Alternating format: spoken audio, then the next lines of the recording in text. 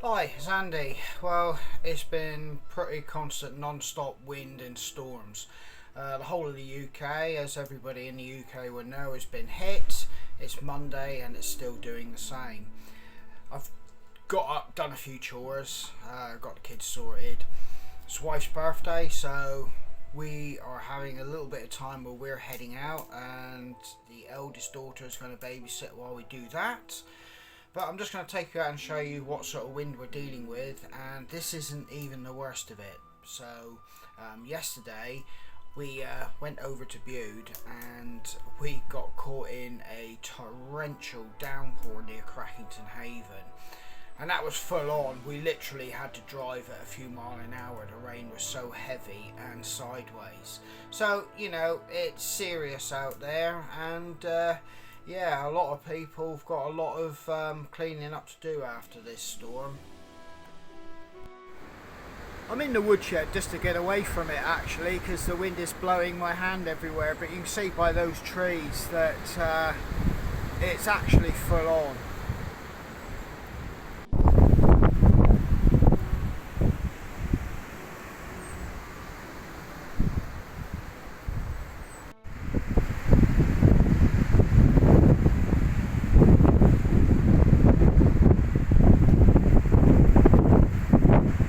We've got a tree gone over here. You see the debris.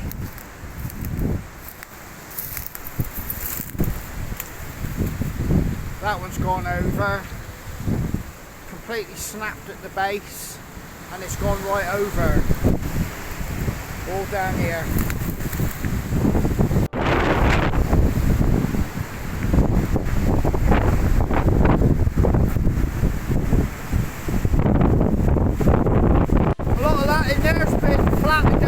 As well.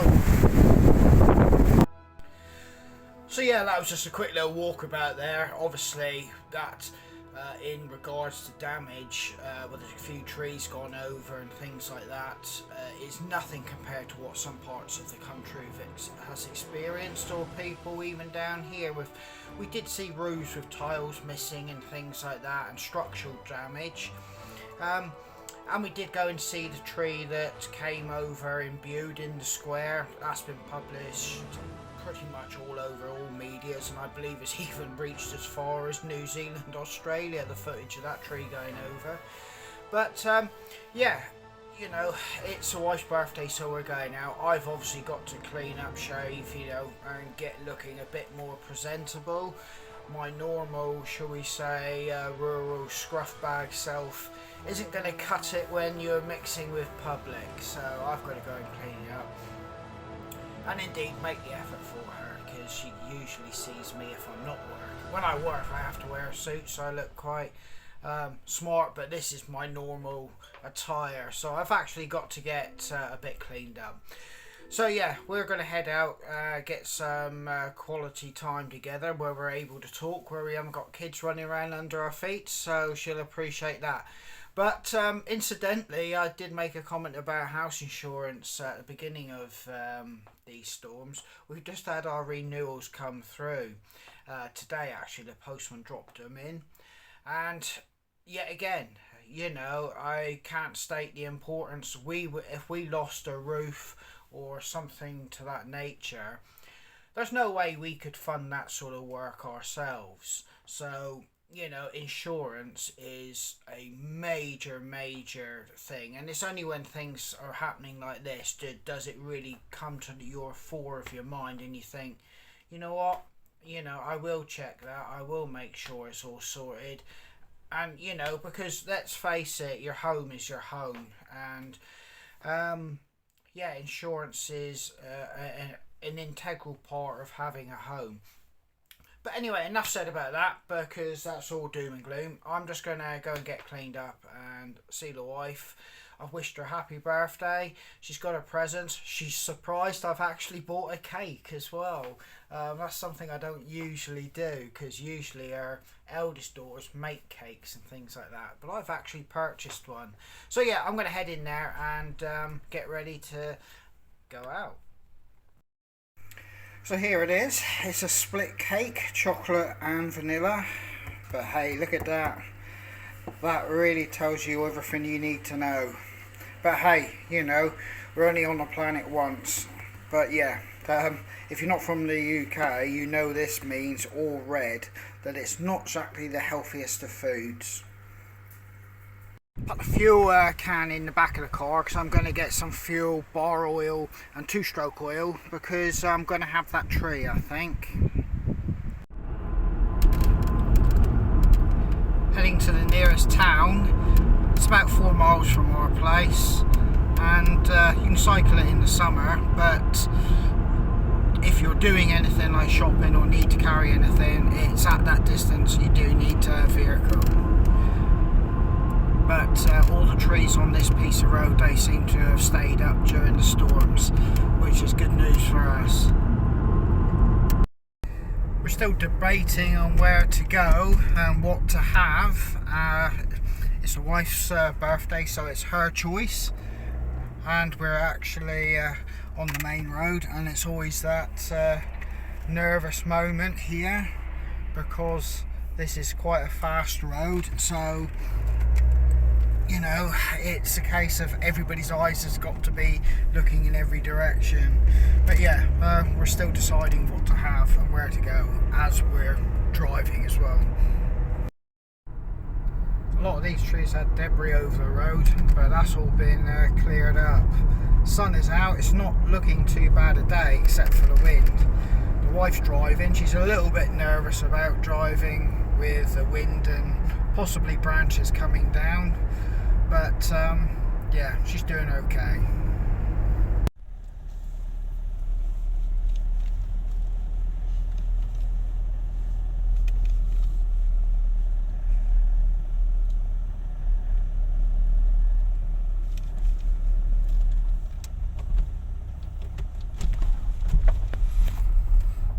Just park over there with a view over the, well, if there was a view, it's that sunny, misty glare.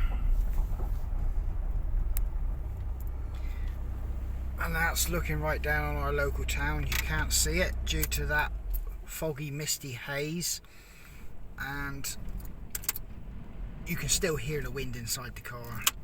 Anyway, we're going to go and get our food now. Heading into the local hardware store to get chainsaw oil and two-stroke oil.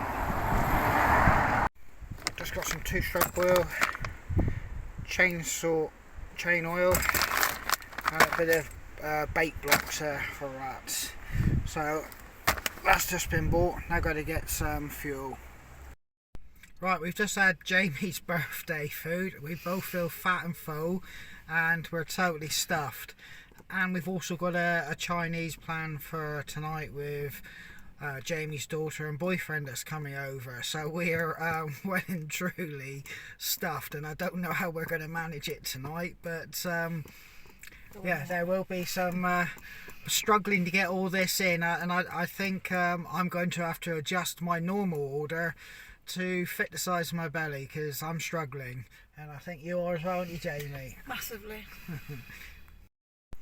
Right, we've just got back, and I'm going to get the chainsaws ready, and I'm going to head out and get this tree in. It's one of those things where it's on a piece of no man's land, but you know, sometimes that people do get a bit uppity about these things. I like to think I'm providing a bit of a public service, shall I say, by getting this tree away. Nobody else is going to do it, it's just going to sit there and rot. So rather than let it do that, I'll clean it up, leave it tidy, and you know, nothing more needs to be said or done about that really, because basically I'm just cleaning up after the storm.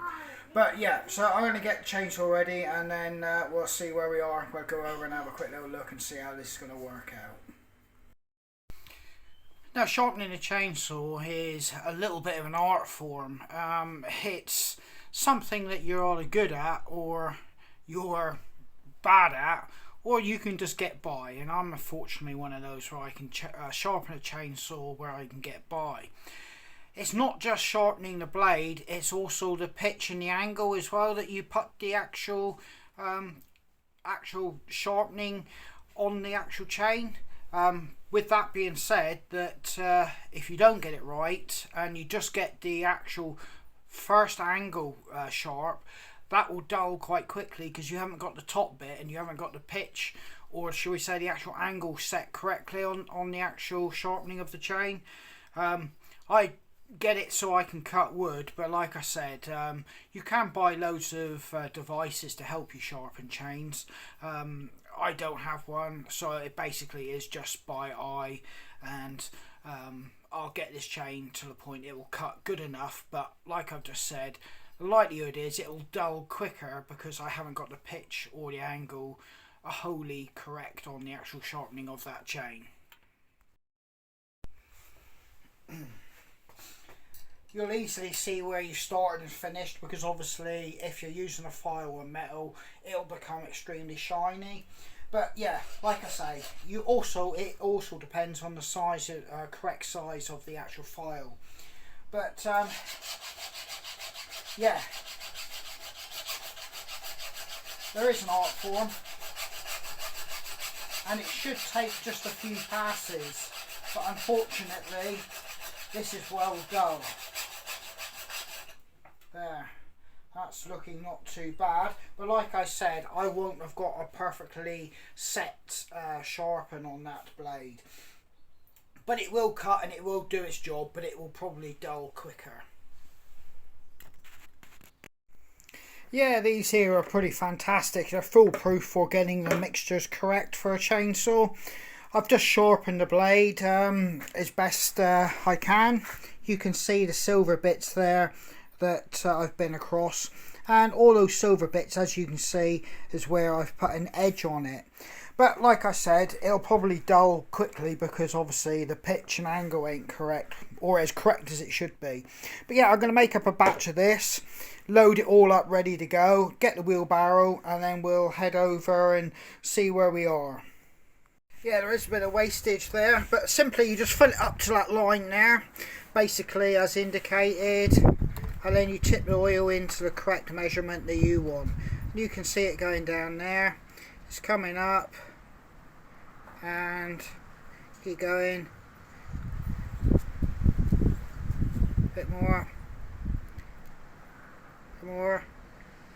there, that's about it, 50 to 1, that's what I'm after.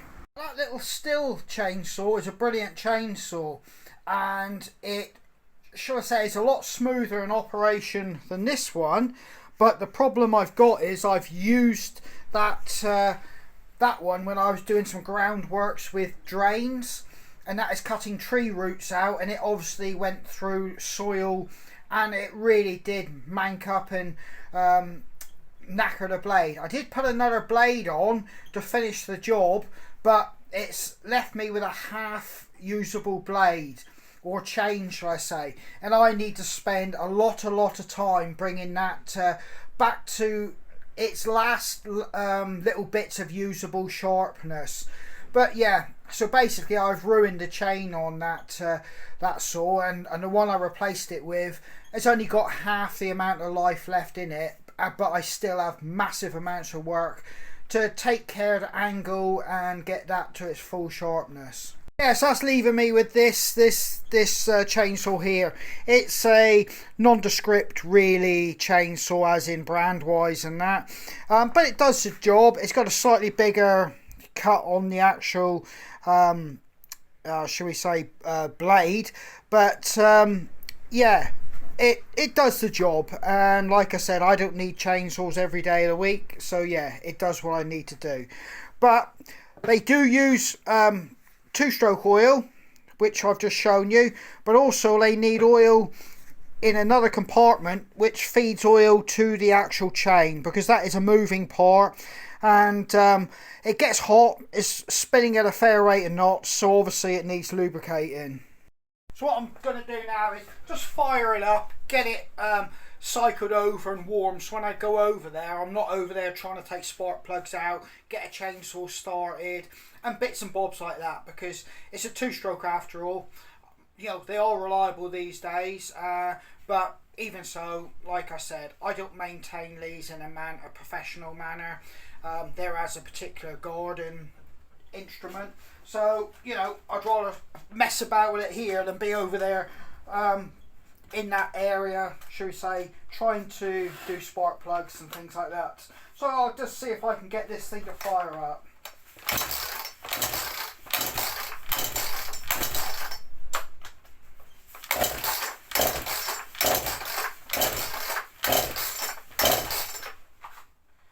And as you can see, this is why I want to make sure I get it fired up here.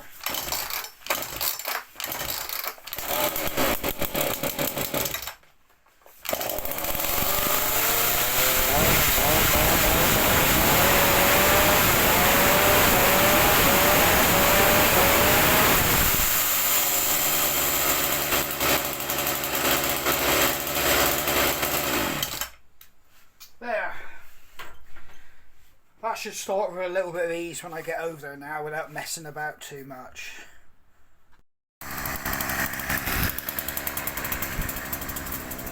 Right, I'm going to have to take these off, work from that way back in.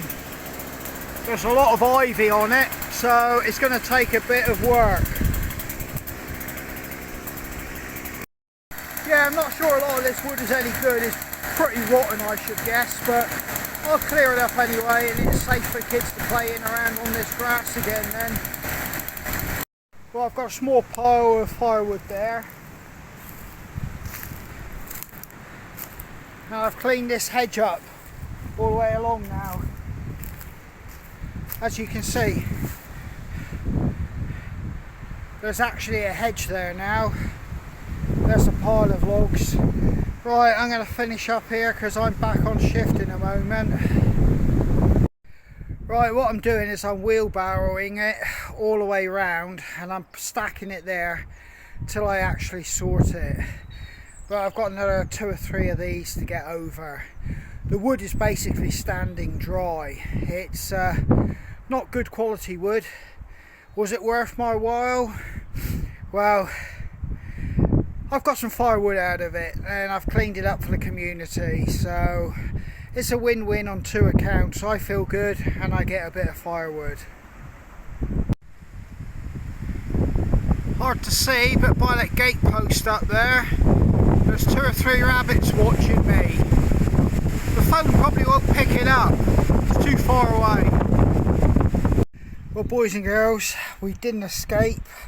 We've lost 2 panels to the greenhouse. Well, we got off lightly, but yeah, we didn't escape undamaged. I'll have to go and get a couple panes of glass for the greenhouse, well, not today, possibly tomorrow. That's if they got it. I should imagine with what's been going on, they may be low on glass. It has to be cut. No, I'll have to replace that because if wind gets in there, it'll lift off even more panes of glass. Yeah, bit of a bummer, but yeah, that's all I've incurred damage wise at the moment. Yeah, while down here at the bottom of the garden, I just found a little hole in the hedge which I'll have to let you have a look at. There's a cat just gone over the hedge and a helicopter's gone past, but no, I've got chickens obviously, so anything you ever suspect that could be a mouse or possibly bigger, I suspect that to be a mouse because of the size. You've got to get straight on it straight away, and I will do that, and that's exactly what I'm going to do after I've finished here. Well, this little hole here has been hidden by the wheelbarrow which has been situated here. So, you know, I had the wheelbarrow in use the other day, so it's fresh and you can see the soil's fresh. I think it's a mouse, but I'm going to get straight on that, get a trap there, and I shall probably, I won't put the humane trap there due to the fact that you have to use a kind of bait which will wash away when it rains. So I'm going to possibly use a spring trap there and put the wheelbarrow back across here so obviously nothing can get to it. Well, was it actually worth, if I had to point to it, doing that, moving that whole tree, spending 3 hours cutting it and tidying up? Well, My grandfather lived in a very rural part of Devon, and they took care of their own. If a tree came down, the villagers went out, cut it up, cleaned it up, and bits were distributed, or my grandfather would have it, like, for cutting it up as part of the perk to keep the road open and keep the community going. There's a lot to be said for all that, and sometimes it's not such a bad statement when you hear people saying, communities could do with going back to that kind of philosophy. The only problem with that is they were small, localised communities, and it's possibly not the right thing to say, but communities aren't wholly and solely where every individual knows each other anymore. And with that being the case, could we really go back to that type of philosophy, helping each other out and everything?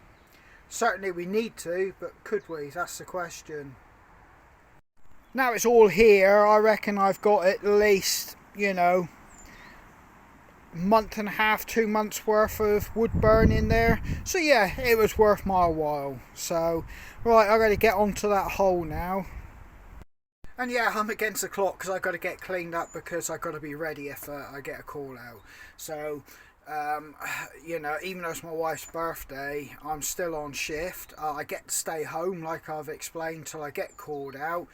And when I get called out, it's usually anywhere from 2.5 to 3.5 hours. So we kind of, can live with it, and it's not too big an inconvenience. But anyway, so yeah, I've got to start getting my, act together and start moving with a bit of swiftness here now. Right, I've just come in. This has been like that since 12 o'clock when we had just 2 logs put in. So that's nearly 5 hours. So I'm just going to put a load of sweepings from the road when I had my logs delivered and put in there. Now that will get it going again. You see it's starting to smoke there now. I'll close the door. So basically 2 small logs have done nearly 5 hours, and yeah, that's hot still. So but I'm getting it going now for the evening. So I'll just push these 2 and we'll see if it starts to start glowing, get going. And in the meantime, I'm going to get a cup of coffee, or well, cup of tea actually, on the go. There you go, it started to catch. I'll let that really start roaring. There you go, another bit. When it's cold, I will clean that glass screen, but you don't clean the glass when it's red hot or hot. You just shatter glass. There you go. That looks handsome. Yeah, these walls here, the thickness of it, they absorb all the heat, and the heat goes into the back wall. You can feel it. Our back wall there is warm, and that is really great.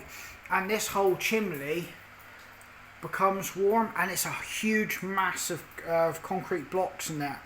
So basically you're heating all this up here, and then in the evening it radiates out heat in all the rooms that the chimney goes up through. Yeah, it really has been one of the best investments that we've put. We've hardly used our oil, only when we're need hot water, or when the kids need a shower, just to get the bathroom hot, so that you don't get condensation on windows. But yeah, I'll throttle that back now, as you see. Let that die, so I don't get a backdraft when I open the door. Then you get a load of sparks and ashes come out. Right, you can see that's going quite nicely there. Obviously it's died back because I've throttled all the air out. What I'm going to do now is just load it up like this. You might think I'm killing it, but it'll come back. But I've just put it in like that. That's enough there, if it's 5 o'clock now, to get me around to 8, 9 o'clock with it throttled back. Just ticking over, giving off an ambient heat and heating all this up again, the block work and everything, so that gives a radiation of heat through the night. So I close that back. I've opened all that up now, and we'll let that catch up again. Then we'll gradually throttle it back, so we just got a very slow burn going. There you go, it's caught again, as you can see. And I'll bring that one back, and I'll bring that one here back in a moment when I'm sure all that wood is fully caught. Look at that, a cup of tea, a fire, it's fantastic. Yeah, my wife's just taken my eldest son into swimming. She'll be back later on, and then I think she's planning on a Chinese. But I'm stuffed, so it'll only be very minimal for me, and probably the same for her. So yeah, like I was talking about outside, I do sometimes think back to my granddad's kind of era, not with a kind of rose-tinted look on things where I thought everything was fantastic and brilliant, because they experienced some real hardships and hard times. I mean, he worked on the land when working on the land was actually a physical manual job, and the closest you had to horsepower was literally the horse. And indeed, where he kept his old A30 car, if you know what that is, look it up, he kept his car in what he called the shipping, which was the old place where they used to do a bit of milking in that and got the cows ready to go in to be milked. But the actual horse harnesses were still hanging up on the wall in that area where he parked his car. Obviously they stopped milking a long time ago, and at that point they moved over to other farming practices. It's all gone now. I think a lot of those buildings are now actually expensive housing. The barns have been converted and sold off. Yeah, it's a bit of a story to that. That the family my grandfather worked for is no longer in existence. They kind of died out and the farm was sold on.